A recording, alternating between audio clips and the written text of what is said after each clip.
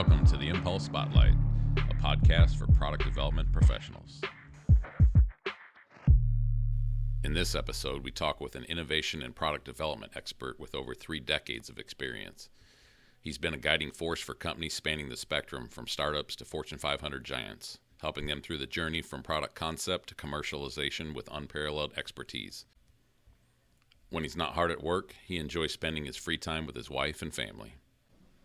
Dr. Tom Faust's career has seen him collaborate with an impressive array of clients, including industry titans like Eli Lilly, Takeda Pharmaceutical, Frito-Lay, Delta Faucet, and many others. Notably, he's the driving force behind the groundbreaking aqueous ozone technology, swiftly bringing it to the market through his company 3OE Scientific, which was honored with the Edison Gold Award in 2022 for its innovative product, Iggy. Beyond his corporate endeavors, Tom is a renowned scholar and educator. He's an associate faculty member at IUPUI in Indianapolis and has lectured at institutions such as Oxford University and the University of Birmingham, where he holds an honorary professorship. He's also an author of 2 books alongside numerous publications and keynote speaking engagements worldwide. Today we have the privilege of sitting down with Dr. Faust to explore the intricacies of front-end product development and the keys to fostering innovation in today's fast-paced world. In our conversation, we'll take a look at Tom's latest product, the Fur Hero, and the pivot it made to get where it is today. We'll also discuss Tom's approach to identifying extreme users, the symbiotic relationship between designers and engineers, and the impact of strategic advisory roles in executive decision-making. Tom has many stories to tell, and with so much ground to cover, let's get into it. Hey, Tom, welcome to the show. Hey, Troy, thanks for the invite. Good to be here and look forward to the chat. So do I. So I started Impulse 25 years ago, worked at another product development firm, kind of saw the writing on the wall that they weren't going to be around much longer. So we started Impulse and have been living in the product development world ever since. How did you get into the product development world? Golly, I moved back from overseas about the same 25 years ago or so. And it was actually a hard trial for me. I was going through a divorce and looking for something new. And a good friend of mine hooked me up with a brilliant product development person. And he brought me on as a contract worker. And we went.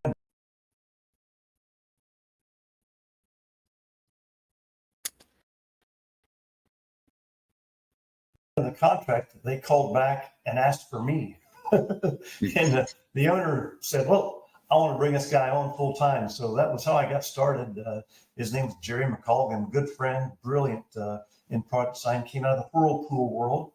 And so we worked together for many years with his company. And then later I went to, when 2008 hit and a lot of our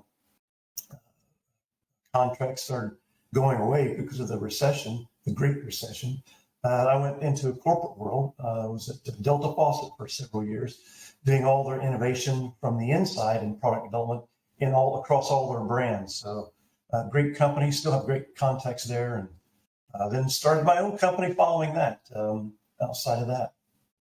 Very cool. So yeah, Impulse, obviously we're a product design house, work with our clients when they are stuck with tight timelines or just need some more capacity, some fresh ideas, things like that. Tell us about what you do. Yeah, well, SDG International is my primary company. And for years, as I said, I was doing product development for other companies. And out of that, it was so much fun. I mean, everything from lighting to toilets to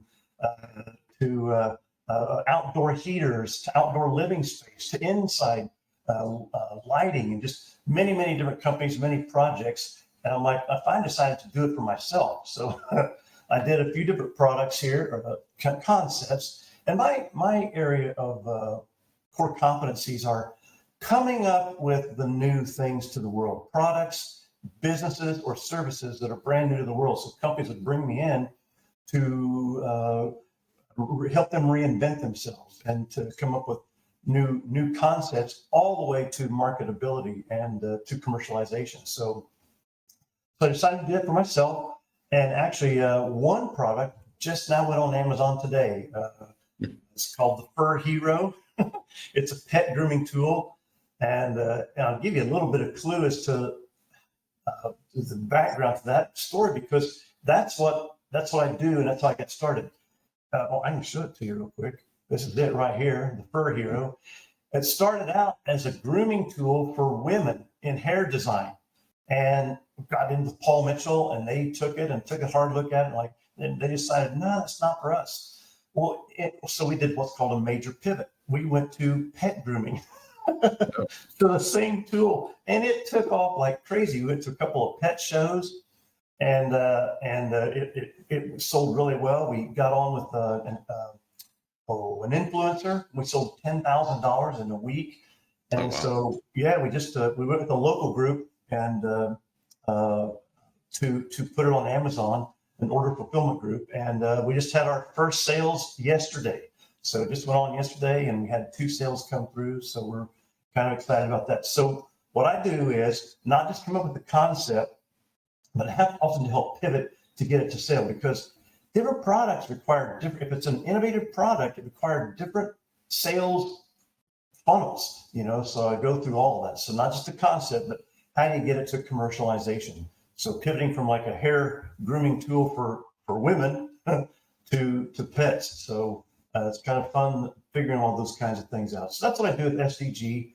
My clients typically bring me in, and they're looking for the next big thing. So instead of coming up with 150 ideas, what I come up with are 2 or 3 revolutionary ideas, and then about a dozen innovative ideas that are already with their brand and their core competencies. But there's also 2 or 3 brand new to the world ideas that you come up with, and then a good 10, 12, maybe 20 innovative ideas that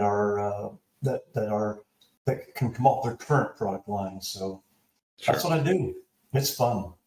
Yeah, sounds very interesting. Can you walk us through the process you go through a little bit? Like how do you get started, and then how does it get handed off at the end? And what would be the next step after you? Yeah, you bet. A lot of research has been out there. Like when you come up with the initial concept, and you start to define the parameters, the features and the benefits, 75% of your costs are sunk in right there. That's what you're going to be dealing with. For instance, is it going to need tooling? Is it going to need design? And you got 75% of those costs that are locked in during that front end development. So I do that front end development. Typically, I'll give you the story about lighting. This company called us in, and they wanted us to come up. They had lights, and so I always have the company ship me some product. Let me see it. I want to see the packaging. I want to see, and so we do our work there. That's the first thing. Understand what currently that you're doing, for instance, and then we go and interview people. So we set up a bunch of interviews in people's homes, and start talking to them about lighting. It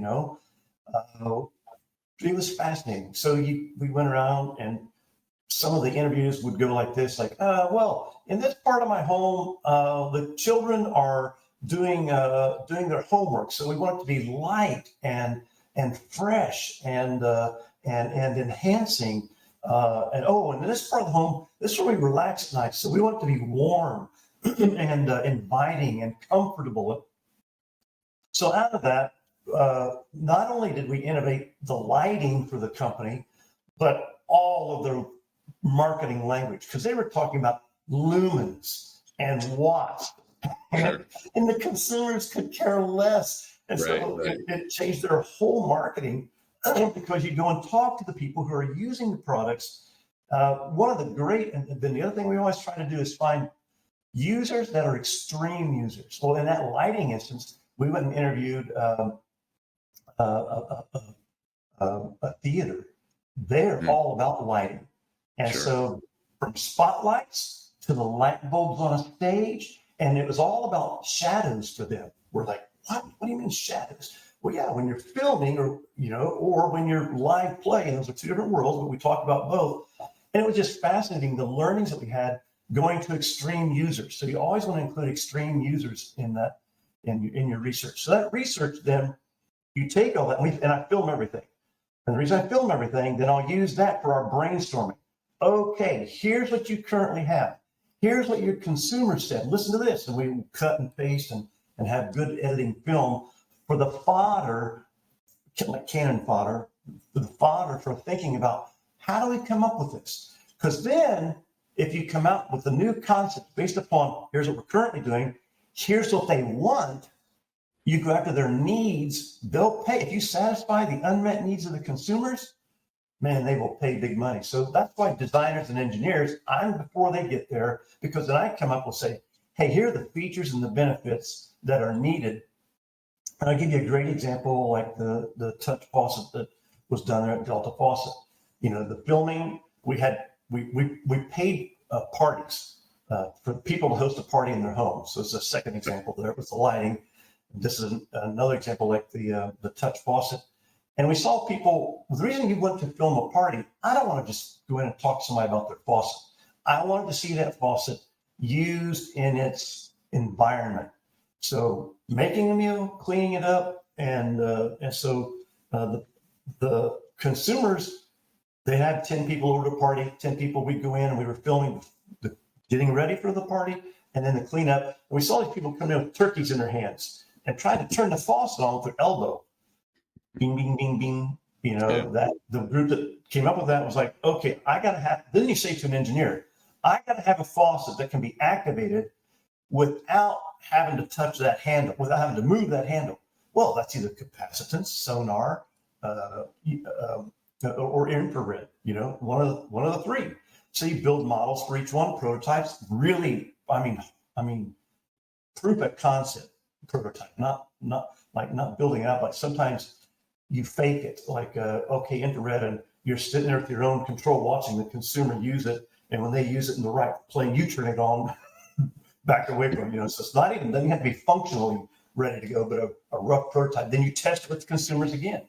Finally, we got down to, we could have done, using capacitance, could have been like just coming close to the faucet, you know, just coming near, but people wanted to touch it because their experience at that time was around airports and the dance, the hand dance, trying to activate it, and it wouldn't work with the infrared. Infrared. Yeah, I think so. Yeah, and so they wanted to touch it because they didn't trust it would work. So that was a fascinating learning too. So that's the kind of thing. But then when you get down to it, then the engineers and designers can go in and work with confidence that if we get this right, if we execute well, it's going to sell. Right. At a higher price point than normal too. Sure. So when it comes to gathering a group of people to research, what does that process look like? Do you have like this database, or do you like have to generate ads, or how does that work? It's changed over the years. You can hire marketing firms to go out there and get that for you. But with social media nowadays, what we do is we say, once a company comes in, because every company is different. I don't believe that there's only one way of getting the answers. You have to be flexible, because one company selling, you know, lighting versus toilets versus faucets, everybody's different. So we go in and I hope you don't mind me giving you the long answers to these questions, but I'm trying to give you the background. But you go in and you find out what's your goal? To sell more of the same, to come up with something that's new to the world. And then you write your learning goals. Out of the learning goals, then who is it that is going to be a great buyer of this product? Then you write that out, and here's what that person looks like. Then you go on social media nowadays, and you can recruit for, you know, through Facebook. We've done it through all kinds of social media where we recruit and get to people, and around the world, around the country. You know, it's like I always try to do three to four different cities, because you know. And so when you write out the demographics of what you're looking for, you want a wide demographic of age, ethnic background, lifestyle, you know, so you get a broad scope. What we discovered is, even though you're doing qualitative research, the book Blink helped a lot. You know, you with 20 to 25 consumers, you can be really confident if you've done proper research and proper learning and good questions. You can be confident that represents the findings will represent a quantitative analysis, which you eventually do. So what I've learned was to find them. Back to your question, to find them, find out what your company's wanting to do, and then who are going to be the ones who would buy that. And then you write your demographic, your learning goals, and then what these people would look like. When you do that, you can approach it with great confidence. Even more so, working with engineering-centric firms, what I've discovered is they still want quantitative analysis. So after we come up with the concept, a friend and I have developed a database where we do it around 5 metrics, solves a problem, the uniqueness, the believability, likability, and purchase intent. We do it on those 5 metrics. We send out the concept to 150 different consumers who match this demographic that we're looking for. And we have them rank it 1 to 5. 5 being like a purchase intent of 5 means I would definitely buy that thing. A purchase intent of 1 means I'm probably not going to ever buy it. But then we also ask 2 open-ended questions. What do you like about this concept the most? And what do you least like about this concept? And that last one then really helps us refine what that concept, whether it be a product, a service, or a business, what it needs to look like, what are the features, what are the benefits. So when you get this process done, you hand off to the engineers and designers and say, here's what this product or business or service has to look like. And man, there's quite confidence. And then you can know. We tested this on some products that are new to the world as well, a lot of them. And like the iPhone was tested in this methodology. The believability was down to 1. Nobody believed it. Because before it came out, who would have believed it's going to be your camera, your phone, your GPS, nobody believed it. So I don't really care about purchase intent. That's a marketing issue. Believability. I don't care about believability. But if I've got meets a need and more than one need, and I've got high purchase intent, and I've got high likability and high uniqueness, Mama mia, I'll the believability, it could be down to 1, and I don't care. Then I hand that off to marketing. So you also, in this process, you're getting marketing and branding their language to use, as well as giving the designers and engineers the roadmap to success for building out this product. Sure. You've kind of been talking about it all along, but just to kind of formalize it, why is it so important to do all this research up front before you start building? Yeah. I've done several presentations on this, because what happens is if you know that 75% or more of your costs are locked in at the beginning, well, then let's lock in the right ones. So making sure that it's going to be successful before you ever start building it, that if I execute well, I can be confident that it's going to sell well. Those are 2 of the big reasons, the cost savings up front. Because say I go to build a product and I'm guessing what that product needs to look like or be like, or the features, and I build a bunch of prototypes and then test it with consumers. You're already guessing. You're guessing at expensive. Engineers are expensive. They're good, but they're expensive. And so those are the top 2 reasons. But then the third one is, I think it gives confidence to the engineers and designers. They get excited because, like, if I can have the confidence, man, this is going to sell well. It puts a whole different mindset into that building of the device or the business or the service. Yeah, that is interesting. Just thinking about, if you don't have this up front, you're designing it and you're like, I hope this works, right? And I'm putting in effort and I may end up failing at it, don't have a high confidence level. So that's interesting. Well, because engineers love solving problems. So they'll solve the problem, okay? But is it the right problem to solve, Right. And that's the key. So when you satisfy the unmet needs of consumers, and oftentimes if they can't or even articulate what their need is, those are even better. It's at the subconscious level that they like that user who was trying to turn the faucet on with the elbow. They could not articulate, I need a faucet that can be activated without moving the handle. That's our job, to go in and watch and observe and find out. There's story after story about different products that either I've done or others have done, that like that observational research at the front end is really critical. And it's fun. I mean, you're learning so much. Some of the things we learned around the toilet, it's like men and women are not the same, and they don't go to the toilet the same, so. Yeah, interesting. Yeah. Yeah.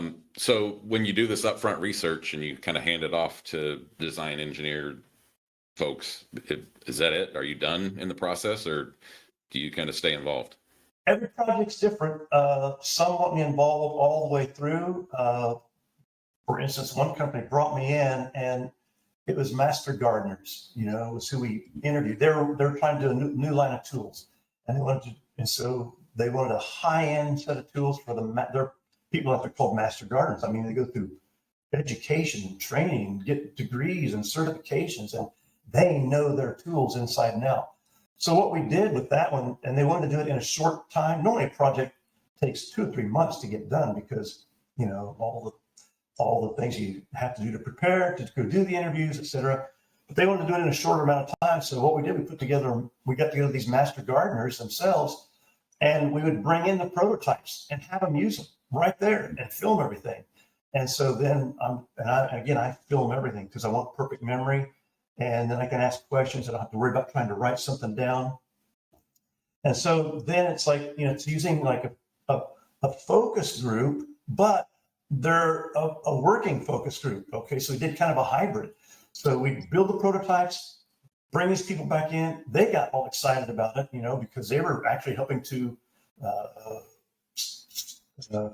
figure out the features and benefits. And I don't like this, I do like that. And so each project is different, I will say that I love working with engineers and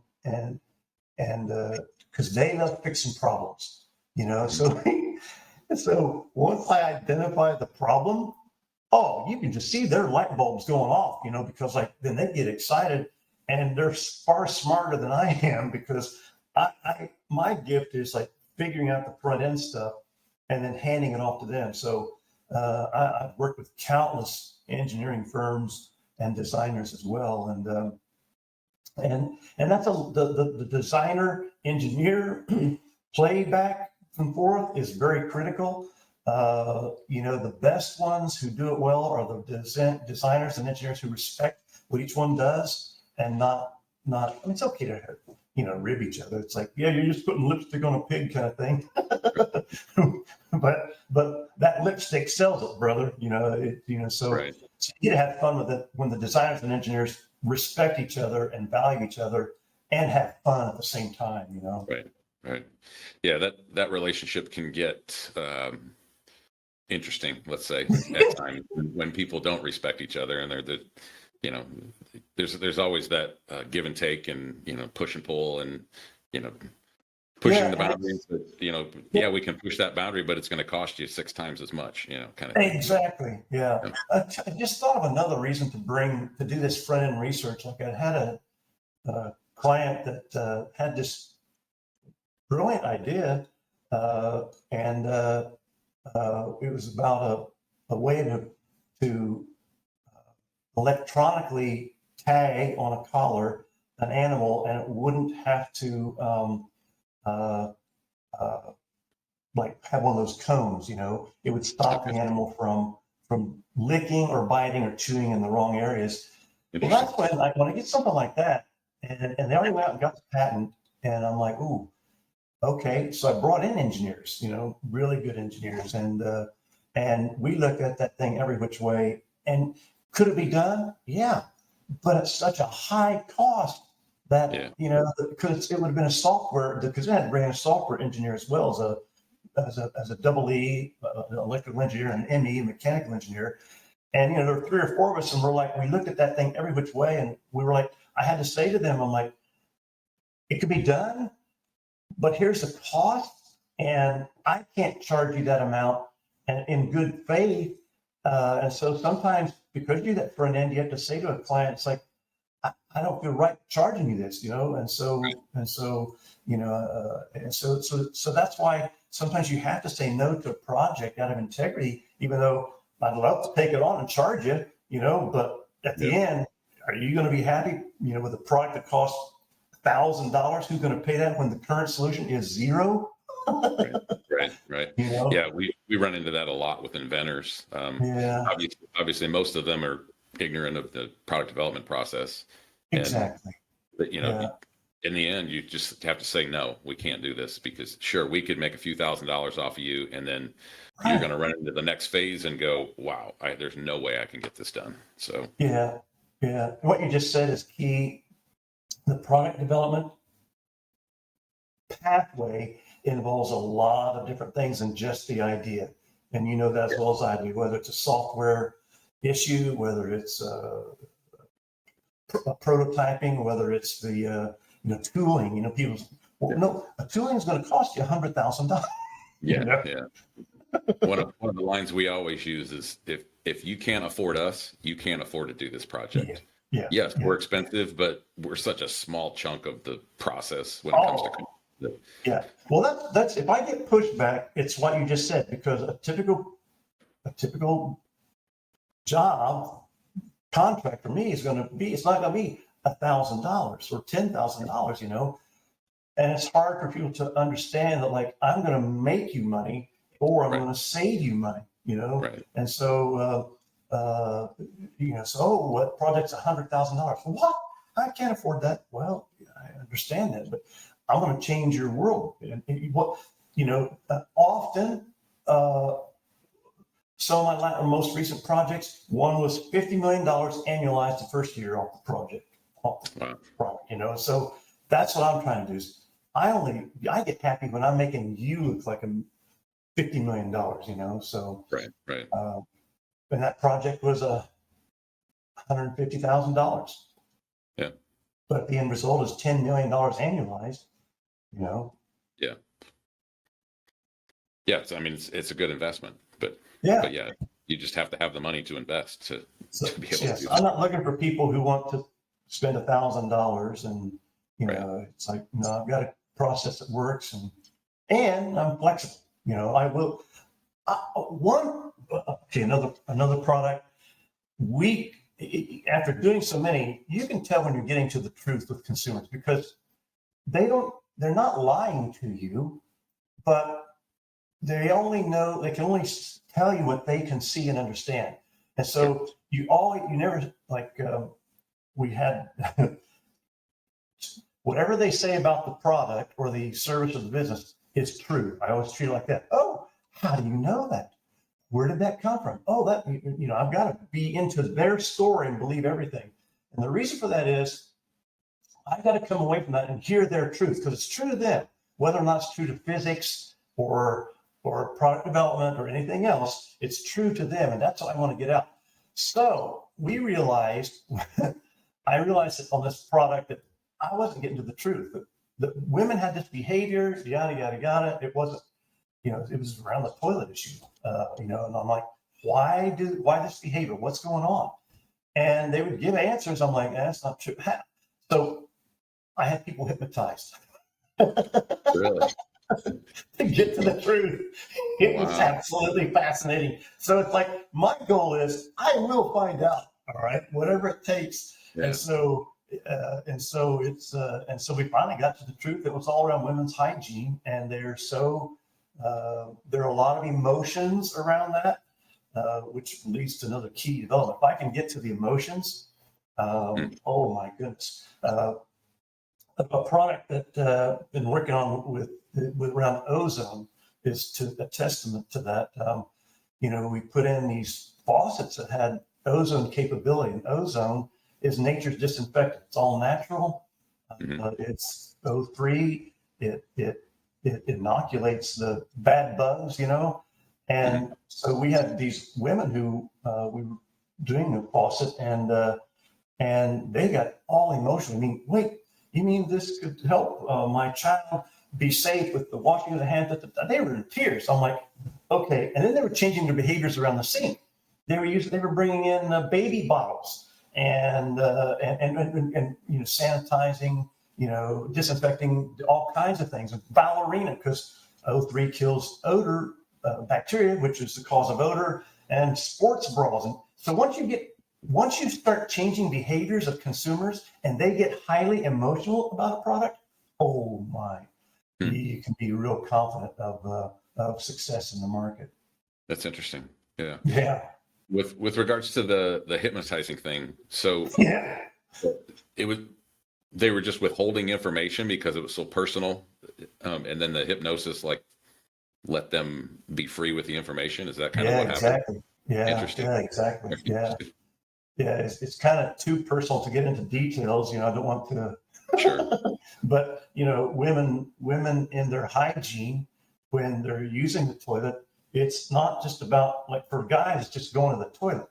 Right. Women use that time to understand their bodies and what's going on, and it was absolutely fascinating. That's the other thing I love about it. I get to learn all this stuff. Yeah. I have the strangest knowledge and understanding of different things, like even the lighting. It's like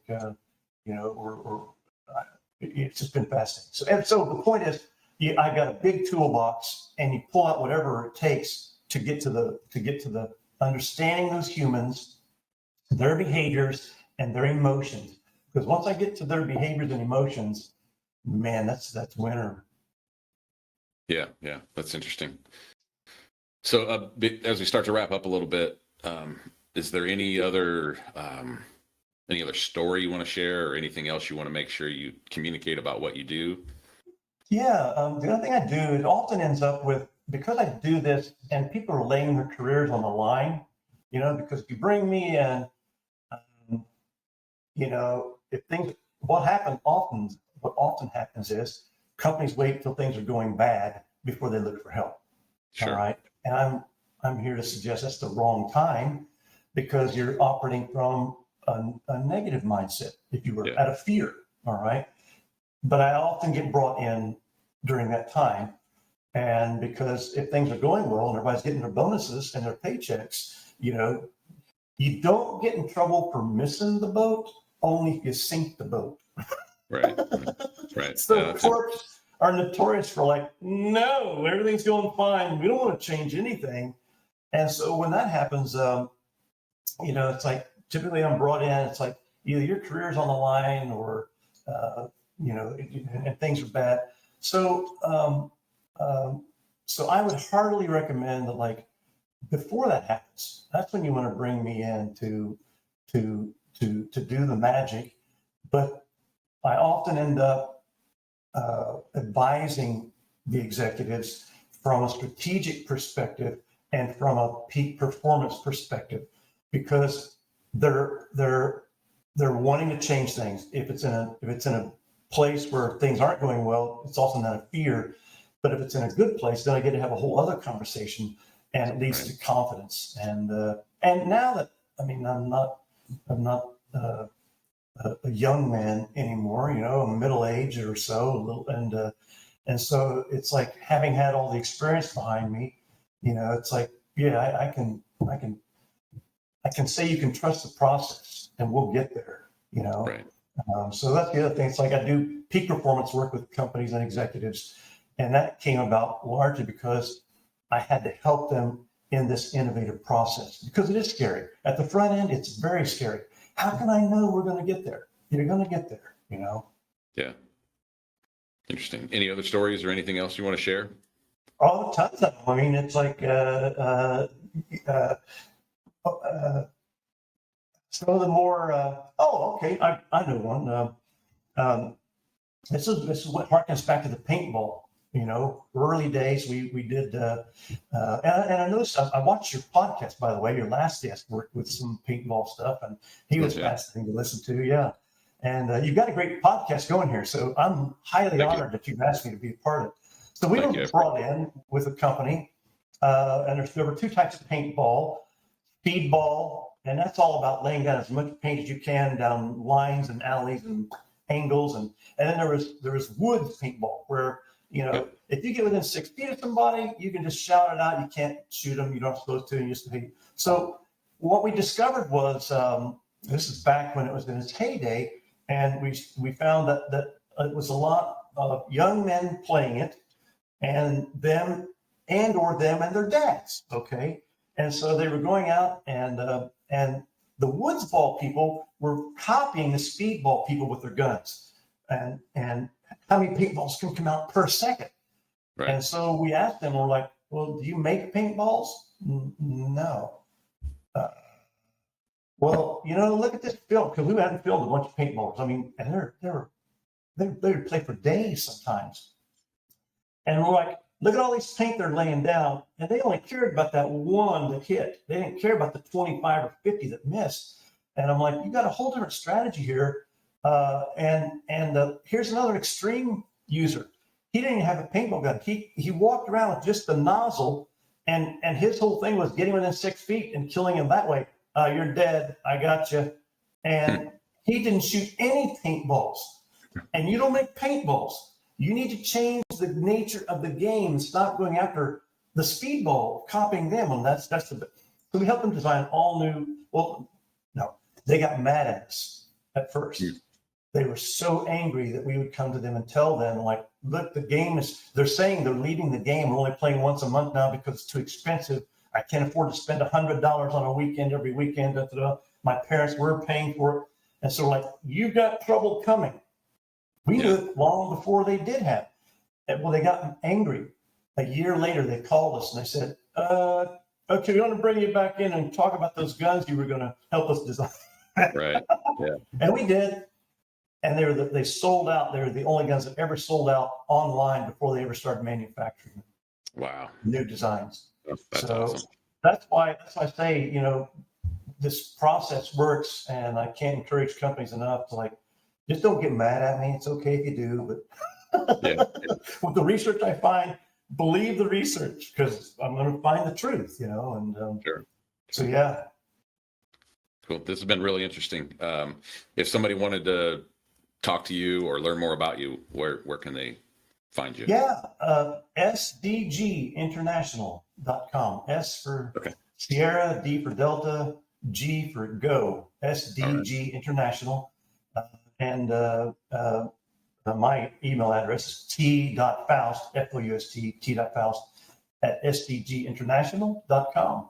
You can have my mobile too, 317-869-7602. 317-869-7602. Awesome. I'll make sure to put all that in the show notes.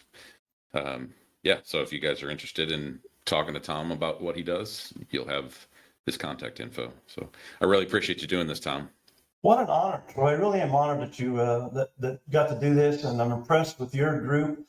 I know we know a lot of the same engineers and designers around Indiana and other places, and you guys have a great reputation, and look forward to working with you sometime. All right, I appreciate it. All righty. Thank you. To learn more about Impulse and how we might be able to help you, visit impulseproductdevelopment.com.